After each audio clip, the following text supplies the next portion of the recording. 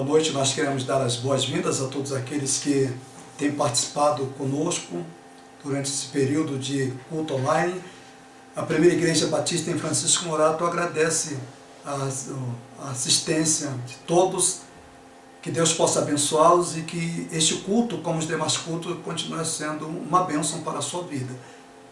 Nós queremos agradecer a todos aqueles que são membros da igreja, aqueles que não são membros da igreja, que também têm participado conosco, o nosso muito obrigado. A Primeira Igreja Batista em Francisco Morato ainda continua com seus cultos online. Nós não achamos as condições ainda necessárias de abertura, de volta aos trabalhos presenciais. Faremos isso no momento em que nós acharmos que as coisas estão controladas, né? Estamos aguardando com muita paciência. A igreja tem se comportado de forma espetacular. Os nossos cultos na escola bíblica dominical tem sido excelente. A participação do nosso povo durante os cultos online também tem sido também muito representativo. Isso nos deixa extremamente felizes e nos mostra que nós estamos no caminho certo. A igreja não tem sentido falta, né, a não ser a falta de estarmos juntos presencialmente, nos abraçarmos, né, rirmos juntos, estarmos juntos. Então isso a gente sente falta, mas é momentâneo, essas coisas passarão e nós chegaremos a um momento que nós teremos esse prazer de todos nós estarmos juntos. Então, muito obrigado pela sua presença, que Deus abençoe, e nós convidamos você para você participar conosco até o final do culto. Fique conosco até o final, imagine que você vai ser abençoado.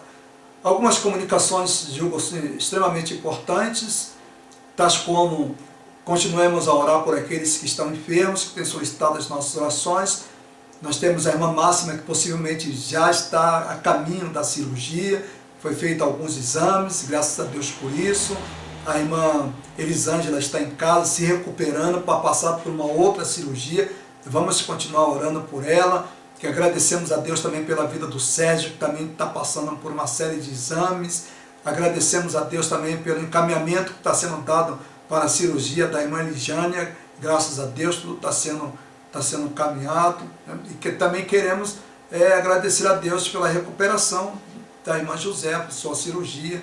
Queremos agradecer ao nosso bondoso Deus. Vamos continuar orando por aqueles irmãos idosos, né, que não têm mais o vigor e têm solicitado também as nossas orações, motivo de preocupações. Vamos continuar orando por eles, pedindo a Deus pela vida deles. E a igreja continua aberta aos domingos, das 3 até as 5 horas da tarde, para acolhimento das primícias. A igreja tem atendido famílias que estão passando nesta crise de pandemia, estão passando por momentos adversos da sua vida, sem que seja desejo deles, viu? Então, vamos cooperar, vamos entregar 1 quilo de alimento para que a igreja possa ajudar na cesta básica daqueles irmãos que estão necessitados. Durante esse final de semana, alguns irmãos viajaram. Nós queremos orar a Deus por aqueles que viajaram, que Deus possa abençoá-los, né? E desejamos a todos uma boa semana, que Deus continue a derramar sobre sua vida, sobre a vida de todos, a sua proteção, como Ele tem feito. Que Deus abençoe, fique conosco, participe. Nosso muito obrigado. E você, além de participar, eu gostaria que você também desse um like lá no nosso culto e, além de tudo, você também compartilhasse, né, chamasse os seus amigos, mostrasse para eles como ter sido uma bênção para você, pode ser uma bênção para eles. Viu? Que Deus te abençoe. Após essa nossa palavra, nós vamos ouvir uma música e aí vamos dar continuidade ao nosso culto. Que Deus te abençoe. Oremos. Senhor, muito obrigado por mais esse culto que o Senhor nos concede. Mesmo distante, nós conseguimos ter acesso à sua palavra. Muito obrigado porque, mesmo distante, nós sentimos o desejo de te cultuar. Obrigado porque o Senhor morreu na cruz por nós, porque o Senhor é misericordioso, bondoso e nos amou. Agora, Senhor, eu venho te pedir que o Senhor possa estar abençoando a programação, a palavra que vai ser lida e exposta aos nossos corações, que nós possamos estar com os corações abertos para aprender um pouco mais de Ti, pelos hinos que vão ser cantados e por tudo que vai ser falado. São essas bênçãos que eu te peço e te agradeço em nome de Jesus. Amém. Nós vamos retornar a uma série de mensagens que nós estamos fazendo. E nessa série de mensagens nós estamos vendo as tentações pelas quais Jesus passou. O livro que nós estamos estudando é o livro de Lucas, né? Levando em consideração que também temos a mesma passagem lá no livro de Mateus. Só que no livro de Mateus, ele coloca em ordem diferente as três tentações do que está narrado no livro de Lucas. Eu estou dando preferência, eu estou caminhando no livro de Lucas, mas isso não impede que você possa acompanhar a leitura também através do livro de Mateus, que trata-se do mesmo episódio, né? Embora a única diferença é que as tentações elas aparecem de modo invertido. O que é primeiro aqui é segundo lá e assim sucessivamente. Mas são coisas não fundamentais. O que nós precisamos é dar continuidade e analisarmos o que esse texto tem para as nossas vidas, para a minha vida e para a sua vida. Atentem bem. Foram 3 as tentações pelas quais Jesus passou. A primeira tentação é aquela tentação que Satanás ele diz para Jesus o que Jesus deveria fazer. Essa é a primeira tentação. A segunda tentação, do mesmo teor. Ele diz para Jesus o que Jesus deveria fazer. E a terceira tentação não é diferente. A mesma proposta, com ambientes e cenários diferentes, mas no fundo o teor da proposta é a mesma. A proposta de Jesus Cristo transformar a pedra em pão, tendo em vista que Jesus estava com fome, tinha passado 40 dias e 40 noites de jejum. A proposta de adorar a Satanás, Satanás apresenta para Jesus todos os reinos deste mundo e diz para ele, olha, eu vou te dar isso tudo, se o Senhor, né, me adorar e se o Senhor ajoelhado me adorasse. Essa proposta de hoje, que é uma proposta não menos importante, mas também uma proposta de fundamental importância para o ministério de Jesus, para o propósito que ele veio a este mundo e para nós também. Só que aquelas 3 propostas que foram feitas a Satanás são propostas pelas quais nós também passaríamos no nosso dia a dia. Ela não foi aquelas propostas, elas não foram só propostas feitas a Jesus. Jesus passou por aquelas 3 propostas porque ele sabia perfeitamente que nós também passaríamos e que nós sofreríamos as mesmas tentações que ele sofreu. Não há dúvida quanto a isso. Por isso que ele se deixou passar por essas tentações. Para quê? Para dizer para nós, olha, eu passei as mesmas tentações que vocês passaram. Humanamente eu resisti, e vocês também podem resistir. Nas entrelinhas dessas tentações, há um elemento de extrema importância que nós precisamos analisar e precisamos estar bem atentos. Essas 3 propostas, elas demonstram que Satanás tenta conduzir a vida de Jesus.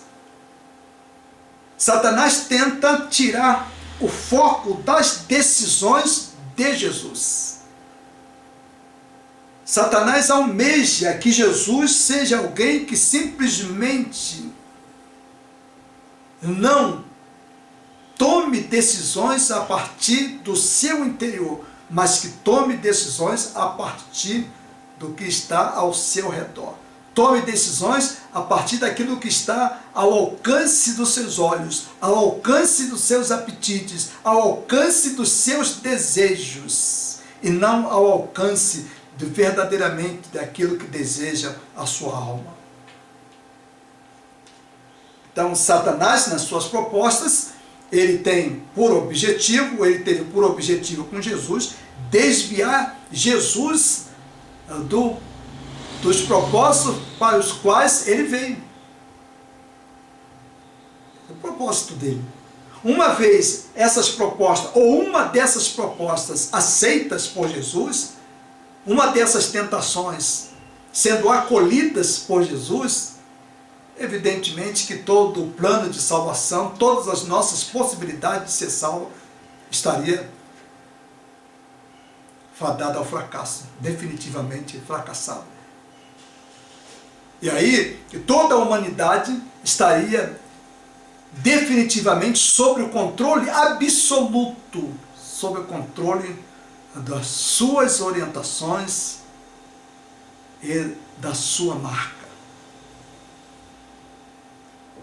Então, quando Jesus enfrenta aquelas 3 tentações, além das outras que ele passou durante os 40 dias e 40 noites, que nós não temos os detalhamentos, mas foram tentações violentas que Jesus enfrentou durante aqueles 40 dias e 40 noites, e durante aqueles 40 dias e 40 noites, Jesus ele enfrentou aquelas tentações juntamente com o Espírito Santo de Deus, que estava ali com ele, enfrentou aquelas tentações, venceu aquelas tentações, e Satanás guardou aquelas 3 últimas tentações para outros momentos. Os momentos que Jesus mais necessitava, os momentos que Jesus mais desejava, os momentos que Jesus mais, que a sua alma mais desejava aquilo que Satanás tinha apresentado para ele. Veja bem, a primeira tentação que ele faz a Jesus é que Jesus transforma aquela pedra em pão. 40 dias e 40 noites só bebendo água ou fazendo jejum absoluto, isso produziu fome. E era o desejo de Jesus alimentar-se. Mas quando a proposta é apresentada por Satanás, Jesus imediatamente rechaça. Jesus diz, não só de pão o homem viverá. Satanás não ficou contente. Aguardou um outro momento. Leva Jesus para um determinado local, onde ele descortinou todos aqueles reinos existentes, então naquele mundo, no mundo de Jesus Cristo, e ele disse para Jesus, olha, aí estão diante do Senhor todos esses mundos, todos esses reinos. Claro, quando ele apresenta isso para Jesus, ele apresenta os reinos, ele apresenta as nações, ele apresenta os povos, ele apresenta tudo diante de Jesus, ele traz para Jesus o vislumbramento de todos aqueles reinos que ali estavam. E ele disse para Jesus, se o Senhor me adorares, eu te darei tudo isso. Satanás, ele estava falando daquilo que realmente ele tinha, porque os reinos deste mundo estão sob o domínio dele, não há a menor dúvida, ou sobre a influência, ele não é dono absoluto, mas ele controla os reinos deste mundo. Se ele não controlasse o reino desse mundo, a gente não teria as guerras que aconteceram durante toda a história da humanidade. Se ele não controlasse os reinos deste mundo, a gente não passaria por um momento tão dramático para o homem, para o ser humano, como a Primeira Guerra Mundial, como a Segunda Guerra Mundial. Se ele não controlasse o mundo, a gente não teria as explosões de 2 bombas atômicas, com a morte de milhares e milhares de pessoas, centenas e milhares de pessoas. Se ele não controlasse o mundo, o reino deste mundo, nós não teríamos a morte de 50 milhões de indianos, não teríamos a morte de 70 milhões de russos, não teríamos a morte de milhares e milhares de brasileiros. As mortes não existiriam da maneira como elas existem. Então, Satanás, ele domina este mundo, ele tem poder sobre esse mundo, porque ele tem poder sobre os reis. Ele tem poder sobre os sentimentos dos dirigentes das nações. ele tem influência. O apóstolo Paulo, quando ele escreve a sua carta aos Efésios, capítulo de número 6, o apóstolo Paulo, ele fala claramente sobre isso. Ouça bem o que o apóstolo Paulo diz no capítulo de número 6. Ele diz assim, capítulo 6, a partir do versículo de número 12, pode dizer assim: pois não é contra as pessoas de carne e sangue que temos que lutar, mas sim contra os principados e poderios, contra os príncipes deste mundo de trevas, contra os exércitos espirituais da maldade nas regiões celestiais, versículo 12. Então, Paulo apresenta esse quadro que nós não podemos ver nessa região. Há uma legião de príncipes e potestades demoníacos tentando dominar e dominando, influenciando as autoridades do mundo, desde das autoridades mais proeminentes até as autoridades em espaços menores e estanques menores. Essa hierarquia de poderes, em todos os continentes, em todas as nações, em todos os estados, em todos os municípios, essas hierarquias políticas, elas estão sob a influência de Satanás, desses príncipes demoníacos. Então, a minha luta não é contra o meu vizinho, a minha luta não é contra o meu colega de trabalho. Paulo diz, essa luta nós podemos ver, mas essa não é a nossa luta. Paulo diz, as nossas lutas é contra as potestades espirituais.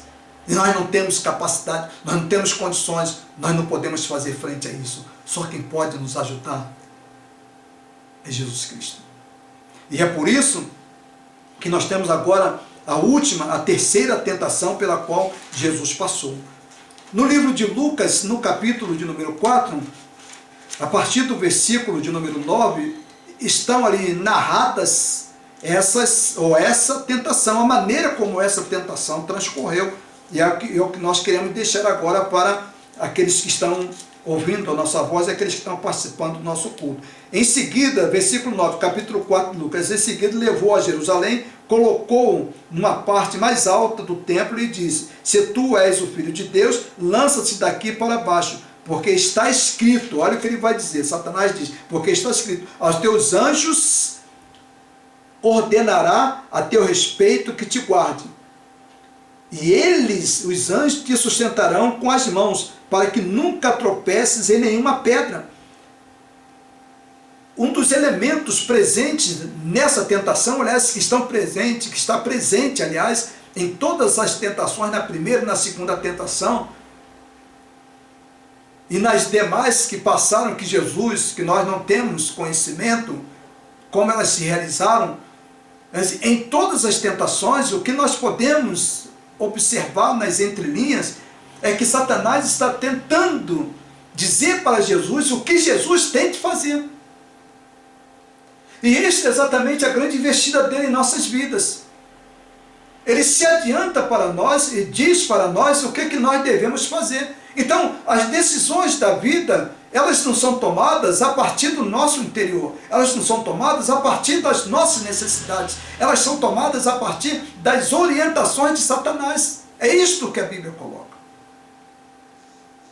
Por isso que é muito comum nas nossas vidas as decisões tomadas darem erradas, apresentarem frutos aparentemente bons, mas com o decorrer dos anos e com a passagem do tempo, esses frutos vão se tornando cada vez mais amargos e cada vez mais difícil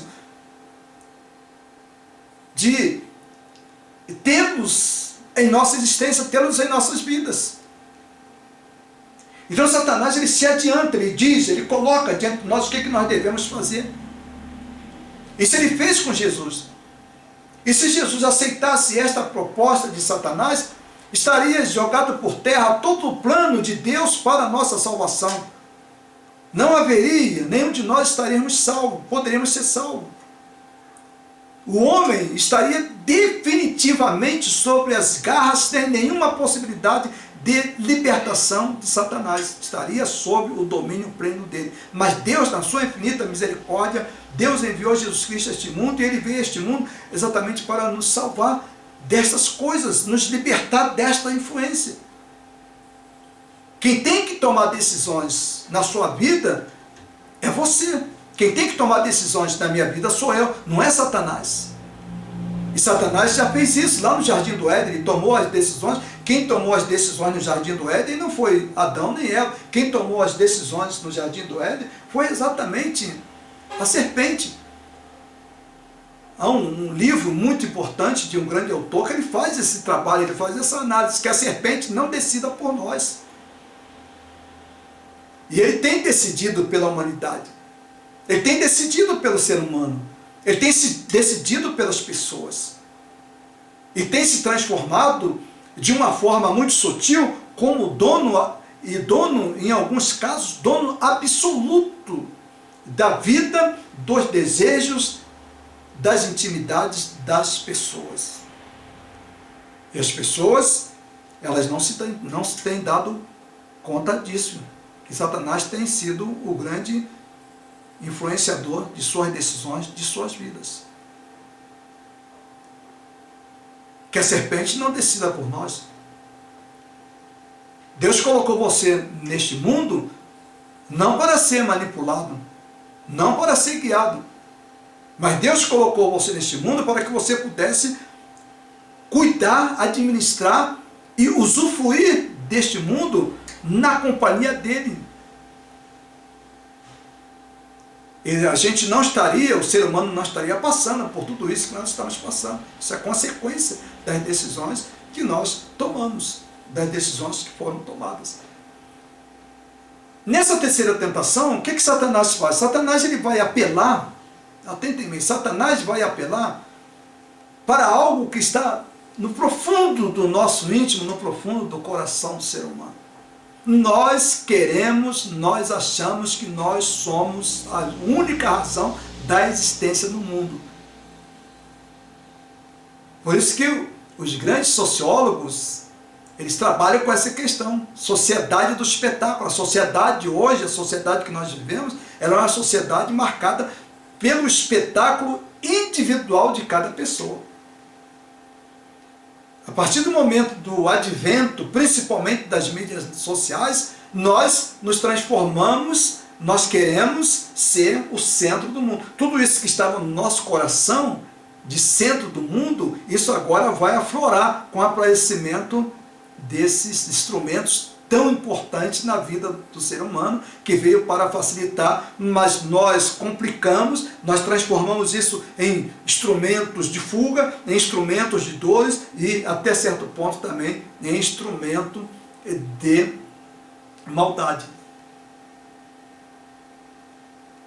É muito comum, é só olhar, é muito comum as pessoas hoje, elas tirarem selfie de tudo. O camarada vai na praia, ele tira 10 selfies de mano, já coloca no Facebook. Ele está almoçando com a família, tira selfie. Ele apresenta um mundo que não existe, ele apresenta um mundo ideal, que na verdade não existe.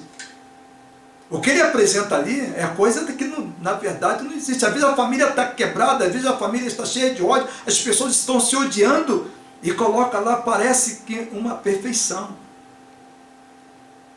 Satanás, ele se utiliza desse instrumento para encantar o ser humano.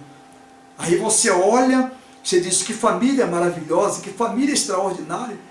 E as pessoas que colocam o seu selfie, essas pessoas, elas sentem prazeres na quantidade de pessoas que curtem as suas fotografias e seu selfie. Elas se realizam com isso. É uma realização interior. Mas essa realização é uma realização insaciável. Porque a pessoa coloca uma, coloca duas, coloca três, vai se satisfazendo, coloca 4, coloca 5. Ele vai colocando cada vez mais selfie nas mídias sociais. E quando ele percebe que ele não está sendo visto, ele começa a ficar incomodado, ele começa a procurar outras maneiras, outras selfies cada vez mais atraentes, cada vez mais bonitas, para que as pessoas curtam, para que as pessoas vejam, para que as pessoas elogiem. É o mundo da aparência. Satanás, quando ele fez essa proposta a Jesus, ele tinha em mente isso. Que as pessoas vivam de aparência, as pessoas esqueçam da sua essência. Que as pessoas se preocupem em ter e não se preocupem em ser. A gente passa a ser simplesmente seres para serem contemplados. E é interessante que isso já começa até mesmo nos primeiros anos de vida. Quantos pais fazem exposições excessivas e indevidas de seus filhos, alimentando esse desejo que Satanás tentou colocar no coração de Jesus e não conseguiu. E ele tem se cercado de nós e colocado até certo ponto esses desejos em nossos corações. Satanás é extremamente habilidoso.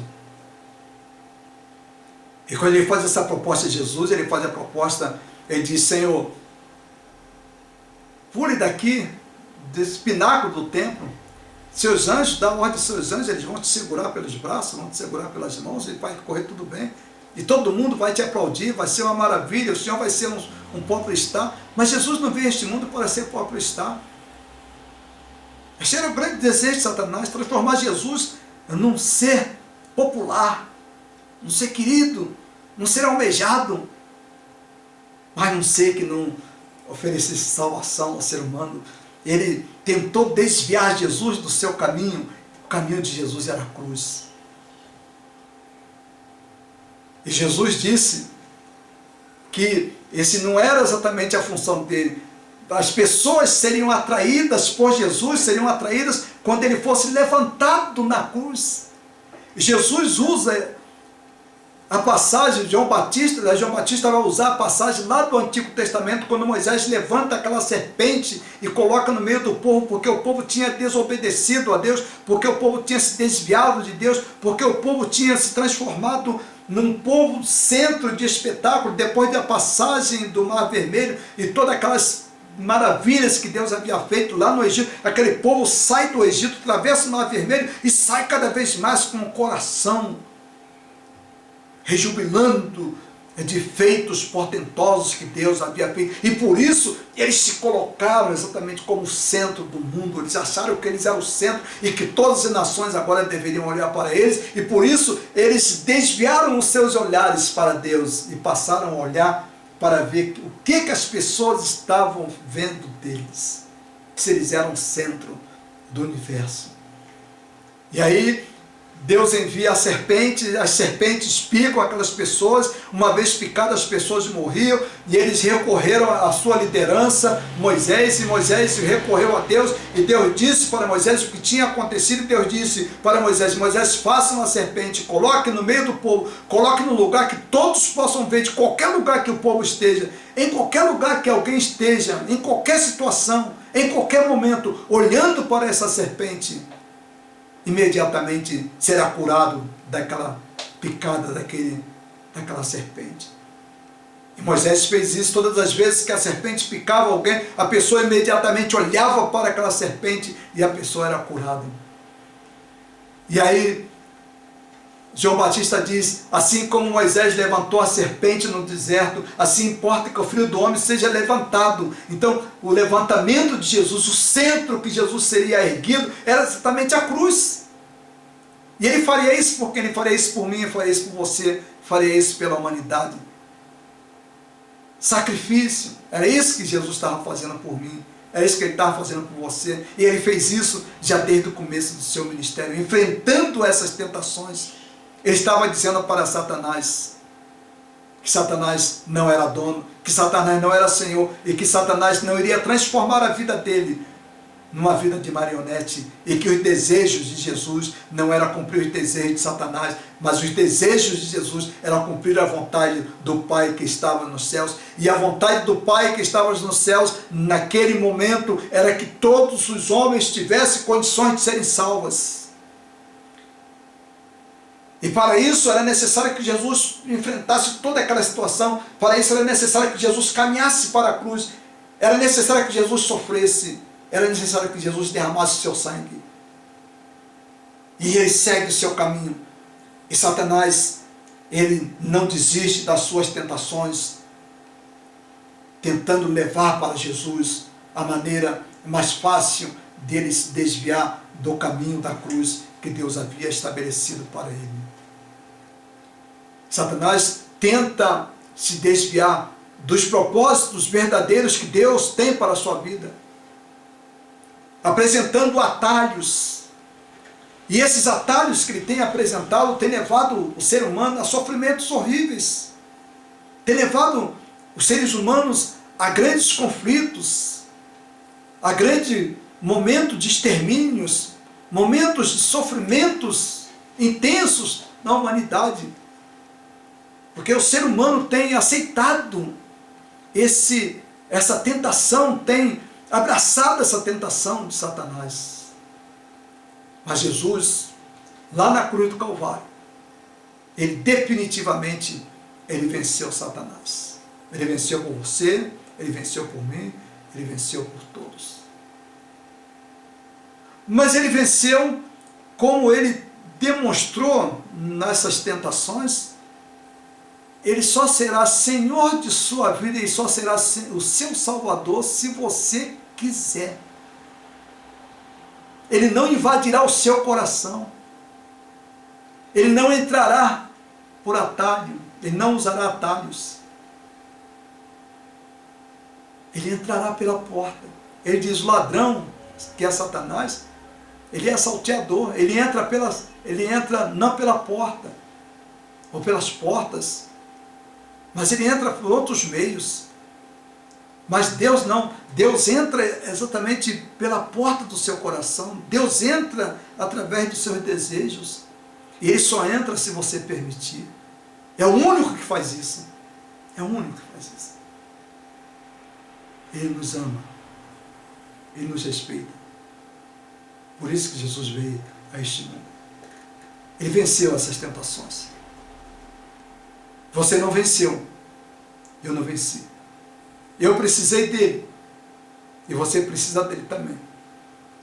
Se você não estiver com ele, se ele não estiver com você, você não poderá ser ajudado, você não terá condições de deslumbrar e de vislumbrar essas tentações que Satanás apresenta. Portanto, que Deus, na sua infinita misericórdia, Deus abençoe o seu coração. E você precisa abrir o seu coração, abrir a sua vida, para que Jesus entre definitivamente e passe aos poucos dominar a sua existência, dominar a sua vida. Ele disse: eu vim para que tenham vida, e a tenham em abundância. Essa vida em abundância, em qualidade, ela vai se dando na medida que você vai também permitindo que os seus espaços, os espaços do seu coração venham a ser preenchidos por Deus, venham a ser preenchidos pelo Espírito Santo. Porque a Bíblia diz que quando você abre o seu coração para Jesus, Deus Pai, Deus Filho, Deus Espírito Santo entram no seu coração, e ali eles começam a fazer morada. E eles vão trabalhando.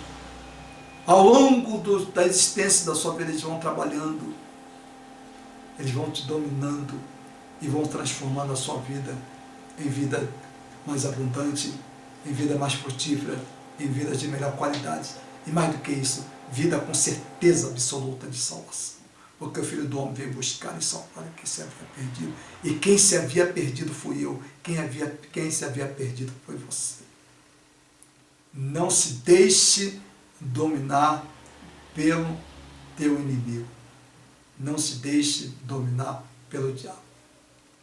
Que faz isso de forma sutil. Entrando pelas nossas vontades. Apresentando as suas alternativas. E dizendo para nós o que nós devemos fazer. É isso que ele tentou fazer com Jesus. Dizer para Jesus o que Jesus deveria fazer. Jesus não aceitou. Que Deus abençoe a sua vida. Que Deus abençoe o seu coração. Não aceite também.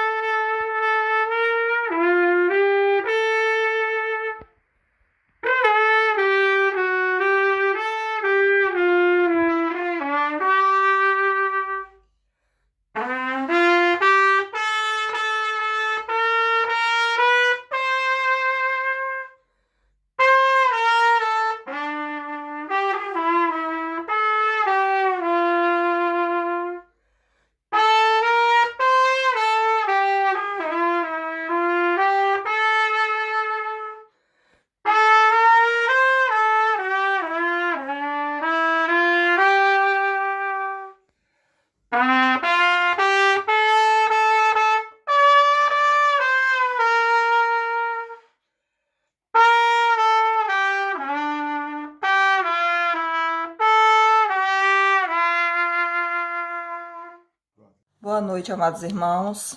Oremos. Pai nosso que estás no céu, santificado seja teu nome. Venha a nós o teu reino, seja feita a tua vontade. Senhor, muito obrigado, ó Deus, pela oportunidade que o Senhor nos concede, ó Pai, de nos colocarmos, ó Deus, diante do teu altar, ó Deus, com a tua permissão, para louvar e agradecer, ó Deus, por todas as bênçãos concedidas. Obrigada, meu Deus, por tudo que o Senhor tem feito por nós, ó Deus, pelo livramento dos altos céus, ó Pai. Obrigada pelo pão nosso de cada dia, pelas vestes, ó Deus. Obrigado, ó Deus, pelas bênçãos concedidas, Senhor, pela mensagem que o Senhor tem nos proporcionado, ó Deus, através do teu servo, Senhor, o nosso pastor. Obrigado pela sua vida, ó Pai querido. Muito obrigado, ó Deus, também, ó Pai, pela recuperação, Senhor, dos enfermos, ó Deus, aqueles, ó Pai, que pegaram o Covid, ó Pai querido. O Senhor tem protegido, tem guardado, tem abençoado, tem dado livramento dos altos céus para os seus familiares, ó Deus querido. Também agradecendo, ó Deus, pela vida, Senhor, daqueles que fizeram cirurgia, ó Pai, em nome a irmã Elisângela, ó Deus querido, a Josefa, o pastor, ó Pai, essas recuperação tão maravilhosa diante do teu altar, Pai querido. Muito obrigado, Senhor, pelas crianças, ó Deus, da tua igreja, ó Pai, pelos jovens, Senhor, e também pelos idosos, ó Pai, que o Senhor tem guardado, tem protegido, tem dado o livramento dos altos céus de uma forma muito carinhosa. Muito obrigado, Deus, por tudo. Obrigado, Senhor, pelas grandeza, ó Deus, da tua palavra, ó Pai, lida aos nossos corações, ó Deus, que nos ensina a crescer, ó Deus, diante do teu altar. Muito obrigado, Deus, pelo afago, ó Deus, pelo carinho do Espírito Santo, Senhor, no nosso cotidiano, Pai. Sabemos que somente Ele, ó Pai, somente o Senhor, meu Deus, tem esse amor, esse carinho por nós.